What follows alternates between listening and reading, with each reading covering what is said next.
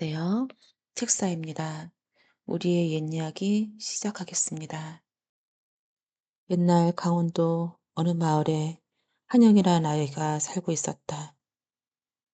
집안은 대대로 선비 집안이었는데 어려서 아버지가 돌아가시는 바람에 홀어머니를 모시고 가난하게 살았다. 어머니는 싹바질질을 해서 겨우 집안 살림을 꾸려가면서도 성실껏 아들 공부를 뒷바라지하였다. 한영이가 고생하는 어머니를 생각해서 열심히 글을 읽으니 학문은 점점 깊어져 갔다. 세월이 흘러 한영이는 나이 16에 어엿한 총각이 되었다. 그런 그의 귀에 한양에서 과거 시험이 있다는 소리가 들려왔다. 한영이는 그동안 한 공부를 시험할 겸 과거를 보고 싶었다. 하지만 집안 살림을 잘 알기 때문에 말을 못하고 고민만 할 뿐이었다. 그런 그한테 어머니가 물었다. 얘야, 요즘 왜 이리 길게 없고 낯빛이 어둡단 말이냐? 무슨 걱정이 있니? 그러자 한영이가 마음을 다잡아먹고 말했다. 어머니, 머지않아 한양에서 과거 시험이 있답니다. 이번 과거에 응시해서 제 실력을 확인해 보고 싶습니다. 에서 한약길이 얼만데 어린 몸으로 어떻게 한양을 간단 말이냐. 내가 가면 나는 또 어떻게 하고. 어머니, 저도 어머니를 두고 떠나고 싶지 않습니다. 하지만 우리도 뭔가 새로운 길을 찾을 때가 됐습니다. 여기 이대로 죽치고 있어서는 할 수 있는 일이 없어요. 그래서 어머니가 결심한 듯 말했다. 그래, 언젠간 이런 날이 올 줄 알았다. 내가 그간 조금씩 모아둔 돈이 있으니 길을 떠나라무라. 네, 어머니. 한영이는 보침에 집신을 쌓아 짊어지고 걸어서 과거길을 나섰다. 몇 날 며칠을 걸어서 어떤 고을을 지나가는데 여러 아이들이 시끌벅적 떠드는 소리가 들렸다. 다가가서 보니 동네 아이들은 눈먼 판수를 놀리고 있었다. 나무 막대기 끝에 개통을 찍어대는 판수 코에다가 들이대고는 깔깔대고 웃었다. 이놈아, 구려 죽겠지? 구려 죽겠어. 그럴수록 애들은 더 재밌어 하면서 장난을 쳐댔다. 그러더니 아예 판수의 지팡이를 빼앗아 도망가면서 잡아보라고 소리쳤다. 예끼 이놈들! 보다 못한 한영이가 쫓아가서 아이들을 혼내고 지팡이를 타자 판수에게 돌려주었다. 어디 가는 뉘신데 이렇게 좋은 일을 하신단 말이오? 나는 강원도에 사는 장한영이라고 하는 사람입니다. 한양의 과거를 보러 가는 길이지요. 저랑 함께 가십시다. 나도 저물었으니 우리 집에 묵어 가구려. 한영이는 가난한 봉사에게 신세를 지고 싶지 않았으나 마지못해 그 뒤를 따랐다. 막상 그 집에 도착해서 보니 뜻밖에도 규모가 큰 기와집이었다. 알고 보니 그 판수는 점을 잘 치기로 유명해서 많은 돈을 번 사람이었다. 한영이가 그 집에서 하룻밤을 잘 묵고 나서 이 아침에 길을 떠나려고 하자 판수가 말하였다. 이렇게 오신 길에 내가 앞일을 점쳐 드리리다. 사주를 불러보. 그 말에 솔깃해서 한영이는 사주를 대고 판수 앞에 앉았다. 판수는 사주를 꽂고 산통을 흔들면서 한참 동안 헤아려 보더니 정쾌를 뽑았다. 이번 과거에 틀림없이 장원급제를 하겠소. 하지만 죽을 고비가 한 번도 아니고 세 번이나 들었구려. 이 고비를 못 넘기면 급제금 보고 꺼사요. 그 말을 들은 한영이는 가슴이 덜컥 내려앉았다. 보세요, 판수님. 죽을 수가 있다면 사는 수도 있지 않겠습니까? 살 방도를 알려주세요. 앞에 고비 두 번은 마음먹기에 달렸습니다. 마음만 똑바로 먹으면 넘길 수가 있지요. 하지만 마지막 한 번이 아주 어렵군요. 그러더니 판수가 작은 쌈지 하나를 내밀었다. 세 번째 죽을 고비를 이르거든 이 쌈지를 보시구려. 그럼 뭔가 길이 생길 겁니다. 한영이는 쌈지를 받아든 다음 마음을 다잡아 먹고서 길을 나섰다. 하루 종일 부지런히 걸어서 어떤 주막에 유숙하게 되었다. 그날 밤 한영이가 방에 홀로 앉아 글을 읽고 있는데 뜻하지 않게 주인 여자가 술상을 들고 들어왔다. 보니 좋은 술과 음식이 가득했다. 아니, 이게 웬일입니까? 시키지도 않았는데요. 그냥 제가 드리는 겁니다. 손님을 보는 순간 그만 반하고 말았어요. 여자는 한영이한테 술을 따라서 권하더니 곁에 다가와 앉으며 손길 같은 손으로 한영의 손을 부여잡았다. 예쁜 여자한테 손을 잡기는 처음이라 한영이는 뭔가 마음이 다 어질어질할 지경이 되었다. 이때 문득 판수의 말이 떠올랐다. 한영이는 깜짝 놀라서 손을 뿌리치며 말했다. 이러지 마세요. 보아하니 혼이 나시는 것 같은데 남편이 알면 얼마나 놀라겠습니까? 난 아무 생각 없으니 그냥 술상을 가지고 나가세요. 한영이 정색을 하고 차갑게 말을 하니 여인은 무안해져서 그냥 상을 두고 나가버렸다. 바로 그때 어떤 남자가 방으로 뛰어들어오더니 들고 있던 칼을 바닥에 놓으며 한영이 앞에 무릎을 꿇었다. 아니, 당신은 또 누십니까? 저는 이 여자의 남편입니다. 이 여자가 젊은 손님들을 유혹하는 낌새를 채고 오늘 밤 길을 떠난 척하고 몰래 지켜보고 있었지요. 여차하며 둘 다 죽이려고 했는데 선비님이 이렇게 하실 줄 정말 몰랐습니다. 그 말을 듣는 한영의 등에 식은땀이 주르륵 흘렸다. 까딱하면 칼날에 목이 잘릴 뻔한 순간이었다. 주막 여자의 한영이를 잘 대접하고 여비까지 보태서 보내주었다. 마음을 잘 먹은 덕에 죽을 고비를 넘기고 거꾸로 복을 받은 셈이었다. 이제 두 번의 고비가 남은 건가? 한영이는 다시 몇 날 며칠을 걸어서 한양에 당도했다. 그는 한 객사의 숙소에 정해놓고 구경차 주변을 둘러보기 시작했다. 이리저리 구경을 다니다 날이 어두워져 숙소를 찾는데 이 길이 이 길 같고 저 길이 저 길 같아 이 집 저 집 같아서 쉽게 찾을 수가 없었다. 한참을 헤매다가 어느새 밤이 익숙해지고 말았다. 인적이 다 끊긴 길에 혼자 방황하고 있는데 갑자기 등치 좋은 사내가 몇이 달려들더니 한영의 입을 틀어막고 다짜고짜 자루에 집어넣었다. 그리고는 어깨 너머 메고는 어디론가 가기 시작했다. 말로만 듣던 보쌈이었다. 한영이가 자루에서 풀려난 곳은 어느 으리으리한 대갓집의 별당이었다. 한영이는 종들이 삼엄하게 지키는 가운데 방 안으로 안내되었다. 거기에는 아리따운 처녀가 다소곳이 앉아 있었다. 아니, 이게 어찌된 일입니까? 나를 왜 여기로 데려왔단 말입니까? 그러자 처녀가 나지막히 입을 열었다. 죄송합니다, 도련님. 저희 부모님이 시킨 일이랍니다. 제가 상부사를 타고 나서 첫 남편을 잃을 운명이라고 이렇게 남모를 도련님을 데려온 거지요. 이게 무슨 운명의 장난인지. 그렇다면 나는 오늘 밤 지나면 죽은 목숨이란 말이오. 제가 말렸지만 부모님이 끝내 일을 꾸미고 마셨답니다. 애동딸이 청산가불이 되는 것을 견딜 수가 없다면서요. 그저 죄송할 따름입니다. 그러면서 처녀가 눈물을 지으니 한영이는 배신세를 잊고 오히려 처녀가 불쌍해지기 시작했다. 그가 처녀를 위로하니 처녀는 더 미안한 마음에 어쩔 줄을 몰랐다. 처녀는 품에서 작은 금덩어리 두 개를 꺼내더니 한영이한테 주었다. 제 마음이니 이를 받아주세요. 나는 어차피 죽은 목숨인데 이게 다 무슨 소용이 있겠습니까? 한치 앞을 모르는 게 사람 일이지요.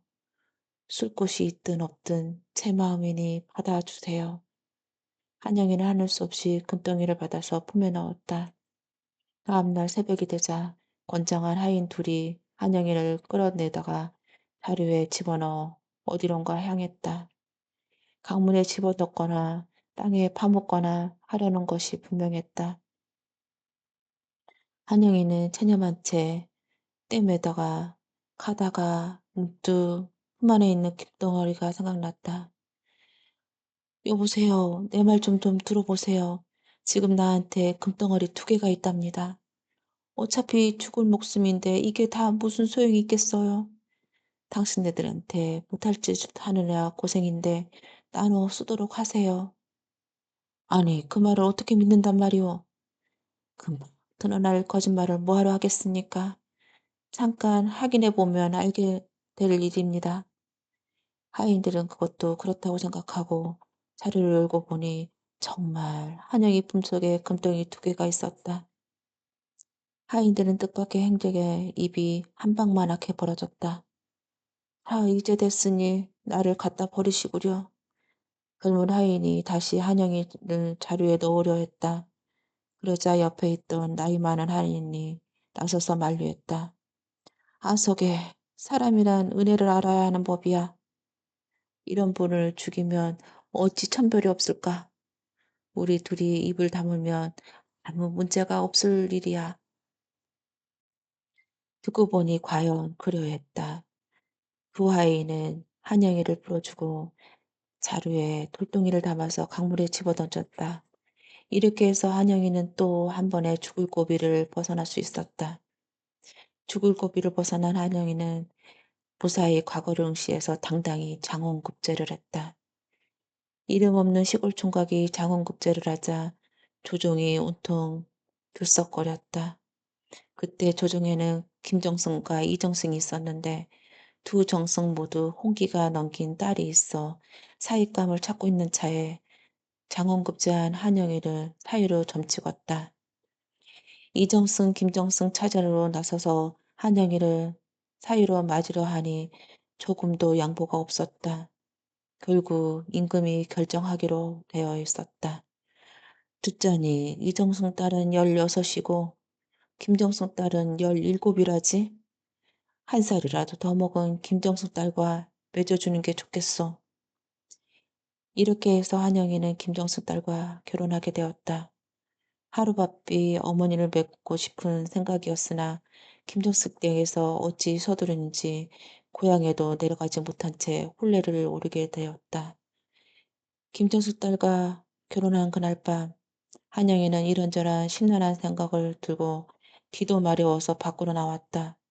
그런데 그때 어떤 복면을 한 사내가 살짝 담을 넘어 들어오더니 솔살같이 신부의 방에 들어가는 것이었다.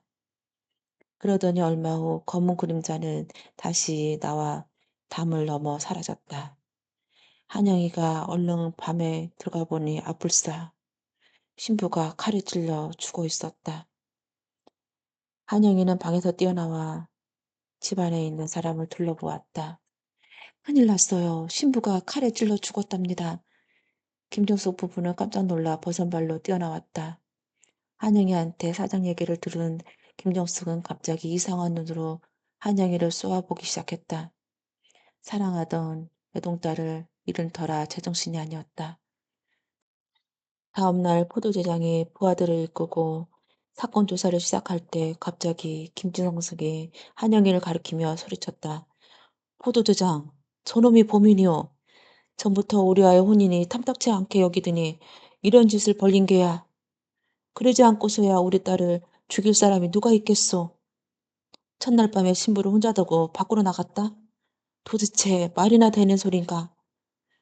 저놈을 단단히 조사해 보시오. 날벼 같은 소리였다. 한영이가 나서서 변명을 했지만 김정승은 막무가내였다. 김정승의 고세가 어찌나 당당했던지 포도대장 또한 그 앞에서 설설 기었다. 그는 한영이를 옥에 가두고 사건을 조사하기 시작했다. 끝까지 범인이 안 잡히면 한영이가 죄를 뒤집어 쓰게 될 상황이었다. 감옥에 갇힌 채 고생하던 한영이는 문득 판수가 전해준 쌈지가 생각났다. 그는 쌈지를 포도대장에게 바치면서 거기 사건의 비밀이 담겨 있을 테니 헤아려 보려고 간청했다. 한영이가 준 쌈지가 들어있는 건 누런 종이에 하나뿐이었다. 그 종이에는 흰 백자가 3개가 쓰여져 있었는데 포도대장은 아무리 궁리해도 그 뜻을 알아낼 수가 없었다. 이리저리 물어보았지만 그 누구도 그 뜻을 푸는 사람이 없었다. 어느새 그 쌈지에 대한 이야기는 임금의 귀에까지 들려왔다. 임금은 지혜롭기로 소문난 이정승에게 쌈지를 전해주면서 어떻게든 문제를 해결하라고 하였다. 뜻이 풀리지 않으면 혼란의 주범인 한영이는 처형하겠노라고 하였다. 한영이가 죄 없이 갇혀 있다고 믿던 이정승은 그 뜻을 풀이하려고 무지 애를 썼다. 하지만 이리 보고 저리 보아도 도저히 그 뜻을 헤아릴 수가 없었다. 그때 옆에 지켜보던 애동딸이 물었다. 아버지, 뭘 그렇게 고민하시나요? 이정승은 한숨을 내쉬며 사정 이야기를 해 주었다. 그러자 이정승의 딸은 자기가 한번 뜻을 풀어보겠노라고 쌈지를 받아들었다. 쌈지를 열고 종이를 잠깐 살펴보던 이정승 딸은 금세 환한 표정을 지었다. 아버지, 이 사건의 범인은 황백삼이란 사람이 분명합니다. 누런 종이가 있으니 누럴황에 흰 백자가 3개 있으니 백삼 아니겠습니까? 아마도 김동성 댁에 황백삼이라는 사람이 있을 테니 꼭 확인해 보세요. 아니나 다를까 김정숙의 집에는 황백삼이라는 젊은 종이 있었다. 황백삼은 관가에 붙들려 오자 겁에 질려 재상을 털어놓았다. 평소 남몰래 정을 통해왔던 김정숙의 딸이 함께 조만가자는 약속을 어기고 말을 듣지 않으므로 홧김에 찔러 죽었다는 것이었다. 이렇게 해서 한영이는 겨우 살인 누명을 벗을 수 있었다. 한영이는 옥에서 풀려나자 전에 김정승한테 한영이를 빼앗겼던 이정승이 한영이를 사위로 삼겠다고 나섰다. 이번에는 별다른 경쟁 없이 한영이가 이정승의 사위로 정해졌다. 한영이는 혼인이 영 내키지 않았지만 자신을 구해주는 은희기로 한지라 허락하지 않을 수가 없었다. 드디어 첫날 밤이 되었다.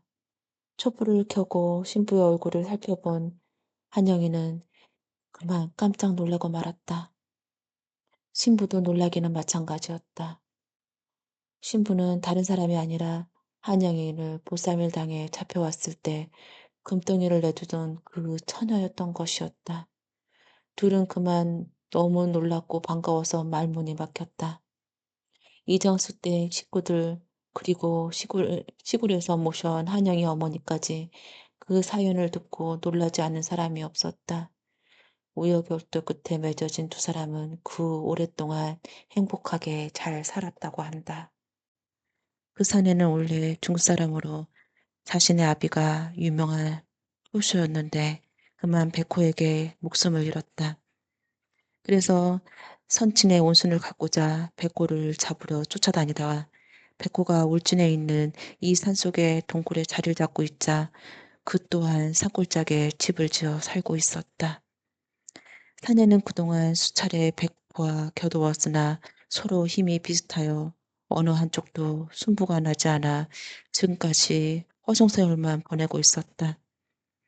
사내는 말을 마치자 불현듯 곽재우에게 도와달라고 청했다. 곽재우는 겸손하게 사내의 창을 사양했다. 허허, 형씨 같은 분도 이기지 못하는 백호를 어찌 제가 상대할 수 있겠습니까? 낙이라는 것은 다름이 아니라 그저 내가 백호와 싸우고 있을 때 형씨가 바위 뒤에 숨어 있다가 한번 큰 소리로 호통을 쳐주시면 됩니다. 호통이라니요. 그렇소. 나머지는 내가 다 알아서 처리하리라. 곽재호는 사내의 부탁이 그리 어려운 것이 아니라 생각해서 그렇게 하기로 했다. 두 사람은 아침을 먹고 곧바로 백호가 있는 동굴로 갔다. 곽재우는 바위 뒤에 숨어서 사내가 하는 양을 지켜보았다. 사내는 먼저 굴속을 향해 무언가 큰 소리를 지르며 손에 든 창을 동굴 안쪽으로 덜듬을 두드리기 시작했다. 잠시 후 굴속에서 커다란 몸집의 백호가 성큼성큼 뛰어나오더니 사정없이 사내를 향해 날카로운 이빨을 드러내며 덤벼들었다. 마침내 사내와 백호의 싸움이 시작되었다. 사내는 연신 향을 휘두르대며 백호는 날렵하게 몸을 굴려 자신의 찌르는 탕을 이빨로 물고 흔들어댔다. 박재우는 바위 뒤에서 호통을 칠 생각조차 까맣게 잊고 백호와 사내가 싸우는 모습을 넋을 놓고 바라보기만 했다. 잠시 후 백호는 지쳤는지 으르렁으르렁 굴속으로 자취를 감추었다. 사내는 가쁜 숨을 몰아쉬고 있었다. 박재우는 그제서야 사내가 부탁한 것이 생각났다. 박재우는 사내에게 달려갔다. 미안하오. 내가 그만 싸우는 모습에 정신 팔려 호통치는 것을 잊었소. 괜찮소. 오늘은 백호와 싸우는 것을 처음 보았으니 그랬을 거라 생각했소. 그러나 내일은 꼭 호통치는 것을 잊지 마시오. 다음날 다시 사내와 백호의 싸움이 시작되었다. 하지만 이번 역시 곽재우는 입이 떨어지지 않아 호통은커녕 숨도 제대로 쉬지 못하였다. 허허, 내가 사람을 잘못 보았구려. 그깟 호통 한번 치는 것이 뭐 그리 어렵단 말이오. 미안하오. 내일은 꼭 호통을 치리다. 이거 참 대장부 체면이 말이 아니구려. 각재우는 얼굴을 붉히며 사과했다. 아니요. 내가 잠시 화를 참지 못하고 큰 소리를 쳤구려. 미안하오. 허나 내일은 꼭 부탁하오. 각재우와 사내는 서로 위로하며 다시 집으로 돌아왔다. 다음날 곽지우는 단단히 마음을 먹고 사내와 백호의 싸움을 지켜보았다. 싸움이 어느 정도 진척될 무렵 곽지우는 바위 뒤에서 뛰어나와 큰 소리로 호통을 쳤다. 내 이놈! 그러자 백호는 곽지우에게 고개를 돌렸다. 사내는 이 기회를 놓치지 않고 창으로 힘껏 백호의 뒤통수를 찔렀다. 백호가 괴로운 듯 몸을 뒤트는 사이에 사내가 백호의 목에 한 번 더 일격을 가하자 백호는 그대로 나가떨어졌다. 이제야 아버지의 온수를 갖게 되었소. 이 모두가 형씨 덕이오. 사내가 곽재를 데리고 집으로 돌아와 표자 옆에 앉히고 말하였다 형씨 도움이 아니었다면 내가 어찌 아버지 온수를 갚을 수가 있겠소. 사실 이 아이의 모친도 백호한테 목숨을 잃었을 때 그것이 인연이 되어 나와 함께 지내게 되었소. 이 아이가 자신의 온수를 갚아준 은혜에 보답한 뜻으로 평생 형씨를 모시고자 하니 거절 말고 거두어 주기를 바라오. 그럼 난 이만 길을 가겠소. 박재우는 사연에게 이름을 알려달라고 하였으나 그는 다시는 보게 될 것이 아니라고 말만 남기고 어디론가 사라져 버렸다. 박재우는 사내가 사라진 곳을 멍하니 바라보다가 처자를 데리고 자신의 집으로 돌아왔다. 그 후 몇 년이 지나 임진왜란이 일어났다. 각재우는 유병을 일으켜 함안으로 적군과 한바탕 싸움을 벌이게 되었다. 그러나 의병으로 나선 그 사람들에겐 하나같이 농사를 짓는 농부들의 태반이었다. 그들은 실전 경험은커녕 군사훈련 한 번 받은 적이 없었기 때문에 외병들과 싸우기에는 역부족이었다. 곽재우가 이끄는 의병은 서서히 수세에 몰리고 있었다. 전후 사방으로 말을 달리며 외병과 대적하던 곽재우도 시간이 가도록 점차 지쳐갔다. 곽재우가 더 이상 외병과 대적하기에는 무리일 거라고 판단하고 후퇴 명령을 내리려 할 때였다. 갑자기 붉은 옷을 입은 장수가 어디선가 말을 타고 나타나더니 외병들을 향해 칼을 휘둘렀다. 느닷없이 나타난 그 장수는 시퍼런 칼날에 외병의 목은 가랑잎처럼 하나 둘 땅에 떨어지고 있었다. 그로 인해 외병은 사기가 떨어져 결국 후퇴를 거듭했다. 붉은 옷의 장수는 적들을 후퇴하는 것을 보고는 곽주에게 다가갔다. 오래간만이군요. 곽재우는 목소리가 귀에 익어 장수의 얼굴을 자세히 들여다보니 일전에 창으로 백호를 죽였던 그 사내였다. 아니 이게 누시오. 참으로 오래간만이요. 사내는 빙그레 웃으며 아무 말 없이 자신의 옷을 벗어 곽재우에게 주었다. 이것을 왜 나에게 주시는 것이오? 이것을 입고 전쟁을 치르면 패하는 일이 없을 것이외다.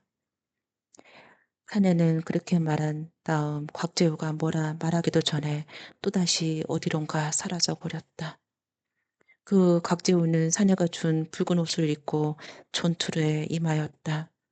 그러자 신기하게도 사내의 말처럼 한 번도 패하지 않고 매번 승리를 했다. 그 뒤 사람들은 곽재우를 일러 홍위 장군이라 불렀다. 그는 임진왜란이 끝나자 나라에서 부르는 것도 사양하고 자신의 식수를 데리고 울진으로 내려가 그곳에 남은 일생을 보냈다. 그 자리에 우뚝 멈춰서고 말았다. 그는 자신의 눈을 의심했다. 선비들이 들어가는 곳은 경복궁이 아니라 커다랗고 흉측하게 생긴 괴물의 아가리 속이었다. 괴물은 능청스럽게도 큰 아가리를 벌리고 선비들을 하나둘씩 한입 가득 삼키고 있었다.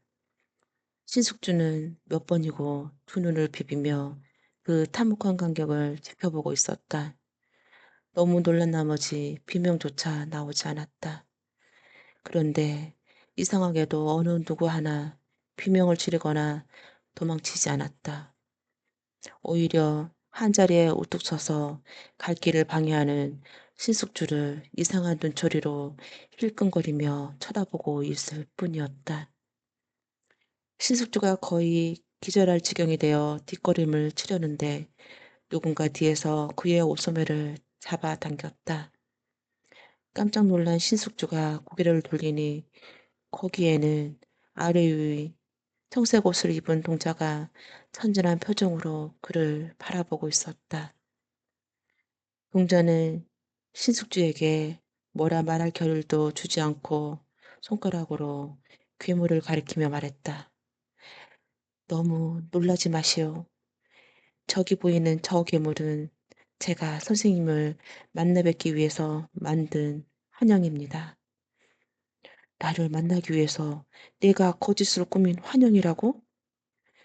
공자는 대답 대신 고개를 끄덕였다. 신숙주는 두려운 마음으로 다시 고개를 돌려 괴물이 있는 쪽을 바라보았다. 그러자 과연 거기에는 흉측한 괴물의 모습이 온데간데 없고 그제야 막 떠오르기 시작하는 태양빛을 받아 평명하게 빛나는 경복궁의 현판이 울긋불긋한 단청을 배경으로 아름답게 걸려 있었다. 신숙주는 자신의 눈을 의심하며 한동안 그 모습을 바라보다가 정신을 차리고 꾸짖듯한 목소리로 동자에게 물었다. 너는 누구냐? 그리고 무슨 일로 그런 회개한 짓을 벌였단 말이냐? 동자는 처녀조소스럽게 대답했다. 저는 그저 선생님께서 후일 큰 인물이 될 거란 걸 미리 알고 있는 평생 선생님 곁에서 모시고자 온 것입니다. 신숙주는 할 말을 잃고서 잠시 생각에 잠겼다. 비록 나이 어린 동자라고는 하지만 좀 전에 자신이 보았던 그런 환영을 만들어낼 수 있는 것으로 보아 평범한 소년 같지는 않았다. 더구나 말하는 투로 보나 청색 옷을 입은 기이한 차림새로 보나 비상한 동자임이 분명했다.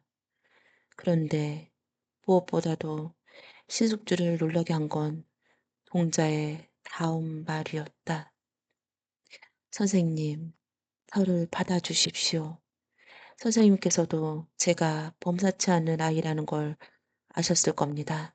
보십시오.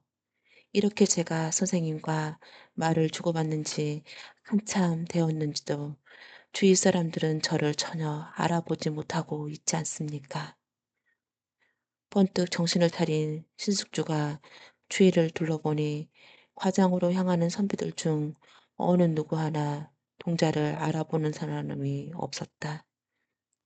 그들은 아까부터 꽁에다 대고 혼자 중얼거리고 있는 신숙주를 마치 몇 번 과거의 낙방에서 미쳐버린 사람쯤으로 생각하는 듯 그저 히큰거리며 피해가고 있었다. 신숙주는 당황하면서도 잠시 생각에 잠겼다. 사람의 눈에 보이지 않는다면 이는 분명 귀신이 분명할 텐데 혹시 귀신을 잘못 건드려 해가 입지 않을까? 신숙주의 생각을 알고 있다는 듯 동자가 방긋 웃으며 공손하게 말했다. 선생님, 그런 걱정일랑 마십시오. 저는 선생님을 도우려 하는 것이지 해를 끼치려는 게 아닙니다. 그것만은 제가 약속할 수 있습니다. 신숙주는 하는 수 없이 고개를 끄덕일 수밖에 없었다. 일단 과거를 치른 다음 생각해도 될 문제라는 판단이 들었기 때문이었다. 또 과장에 들어가야 할 시간이 다가오고 있었고 이대로 계속 동자와 말을 나누다간 정말로 주위 사람들에게 미친 사람 취급을 당할 것이었다. 이만 과장으로 들어가십시오, 선생님. 그리고 오늘 꼭 좋은 일이 있을 겁니다. 동자는 그렇게 말하며 신숙주를 돌려 세웠다. 그리고 꼭 두세 걸음 뒤쳐져서 그림자처럼 소리 없이 그를 뒤따랐다. 동자의 걸음걸이에서는 발소리조차 나지 않았다. 그때부터였다. 동자는 평생 신숙주를 따라다니며 좋은 일과 부준 일을 미리 가려 주었다. 집안의 대소사는 물론이고 조정의 일도 동자의 말을 따르면 모든 것이 순조로웠고 평탄스러웠다.